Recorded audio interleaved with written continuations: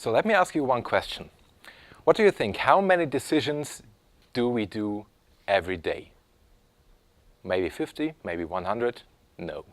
Scientists found out that we do up to 30,000 decisions every single day.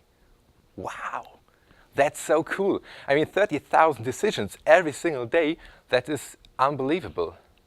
But what would you say if I tell you now that maybe 99% of all decisions we make are influenced in some way of psychological errors, mistakes and biases? That's also a huge number, isn't it? 99% of 30,000 is mostly 30,000. So, of course, there are some decisions that are not very important. For example, if you want to choose the t-shirt to go to school. I think I'll say this is not important. But when it comes to decisions like, shall I apply for this job? Shall I do my master's degree? Shall I choose this university for my master's degree? Or maybe shall I marry this woman? I think you would all agree that this is a very important decision because this decision has an impact to the further life.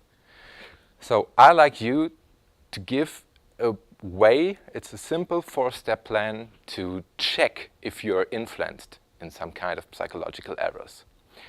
It's like a trap that is lying on the ground of a forest and you want to walk in or you want to decide, okay, I see this trap. So this step is called trap and you have 4 steps. First, T, which stands for time or tense. So always when you think on a situation from the past, for example, oh, I know that person from the first impression, she was like, then you know, oh, this could be a trap, because referring to a past is always a bad idea if you want a good decision. Second, which is R and stands for relation or reference. So every single moment you refer to another situation, it's always a bad sign to make a good decision because we are all influenced by these kinds like the halo effect, the fundamental attribution error, and all these psychological stuff. You can ask me afterwards. So always referring to a situation from the past or from another situation or from another person is always a bad sign. Third step is A, like attention or attitude. Think about yourself. And let's say you're a bit uncomfortable because you had too less sleep last night. This is a very bad moment to do an important decision because you're influenced by your attitude at that time. And the 4th step is P, which stands for perspective.